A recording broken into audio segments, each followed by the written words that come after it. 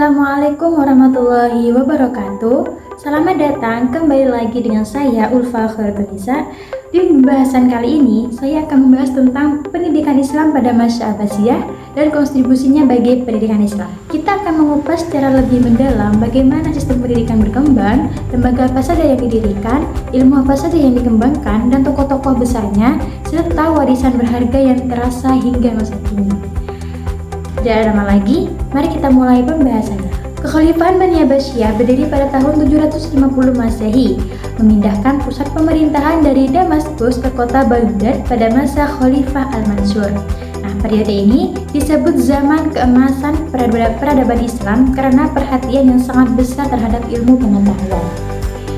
Beberapa faktor utama yang mendorong kemajuan pendidikan, diantaranya yang pertama yaitu dukungan penuh dari penguasa.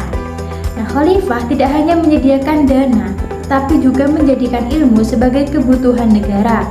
Para ulama dan ilmuwan diberi kedudukan terhormat, gaji tetap, dan kebebasan untuk mengembangkan pemikiran. Dan selanjutnya yaitu stabilitas politik dan ekonomi.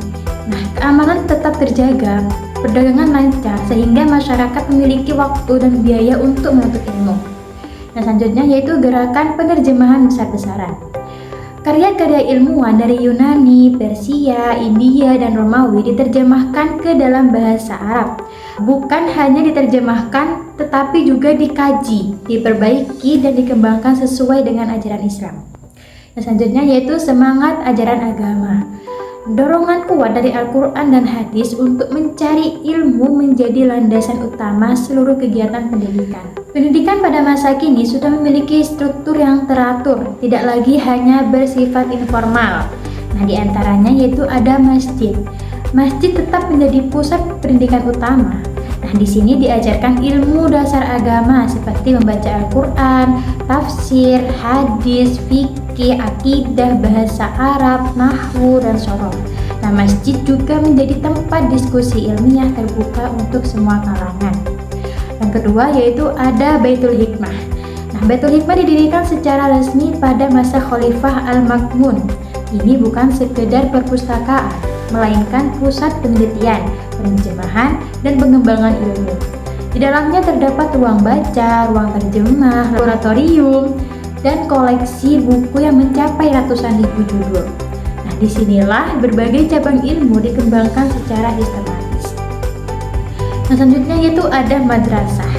Nah, madrasah mulai berkembang menjadi lembaga pendidikan khusus yang memiliki kurikulum tetap, jenjang pendidikan, dan tenaga pengajar yang ditetapkan. Madrasah tidak hanya mengajarkan ilmu agama, tetapi juga ilmu pengetahuan umum, sehingga siswa mendapatkan bekal yang lengkap. Dan selanjutnya yaitu ada perpustakaan. Hampir di setiap kota besar memiliki perpustakaan umum maupun pribadi. Bahkan ada perpustakaan yang buka 24 jam, menyediakan tempat menginap bagi pelajar dari luar kota, dan melayani peminjaman buku secara cuma-cuma.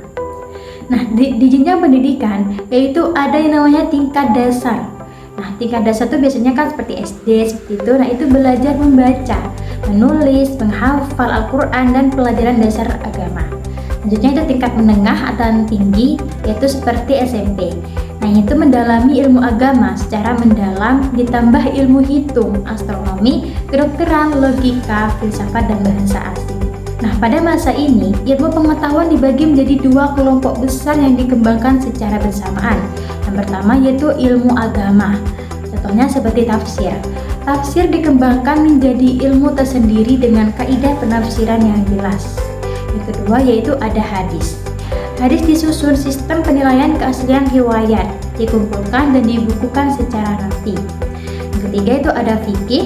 Fikih lahir dari 4 madhab utama, yaitu madhab Hanafi, Maliki, Syafi'i, dan Hambali, yang menjadi rujukan hingga sekarang. Yang keempat yaitu ada akidah dan tasawuf. Nah, akidah dan tasawuf dijelaskan secara teratur agar tidak menyimpang dari ajaran pokok Islam. Nah, yang kedua yaitu ada ilmu umum. Nah, seperti matematika. Nah, Al-Khawarizmi menyusun dasar aljabar, memperkenalkan angka 0 dan sistem bilangan yang kita pakai sekarang. Yang kedua yaitu ada kedokteran.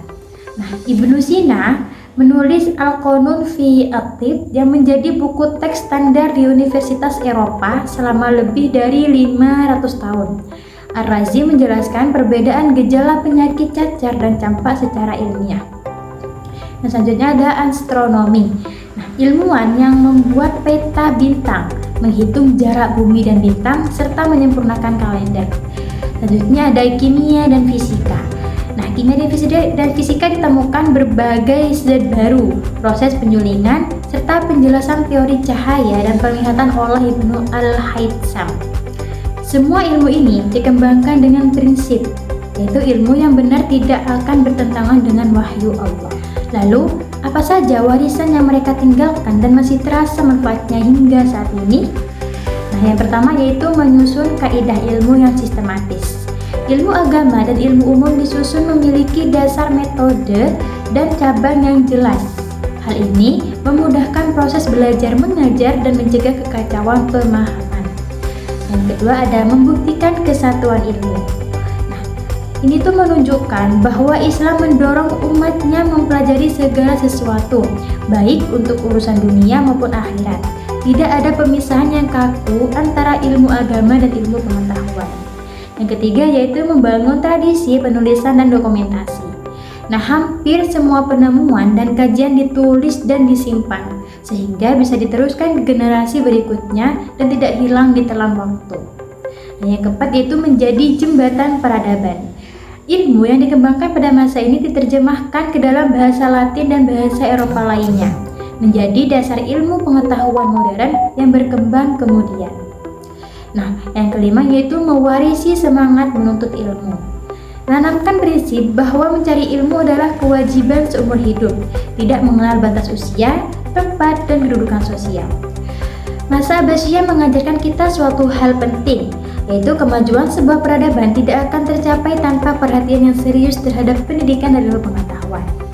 Semangat yang ditunjukkan oleh para khalifah, ulama, dan ilmuwan masa itu mengingatkan kita bahwa Islam adalah agama yang mencerdaskan, membuka wawasan, dan mendorong umatnya untuk terus berkarya. Semoga kita bisa melanjutkan warisan baik ini, menjadikan ilmu sebagai bekal untuk kebahagiaan dunia dan keselamatan di akhirat. Sekian pembahasan saya kali ini, terima kasih telah menyimak. Wassalamualaikum warahmatullahi wabarakatuh.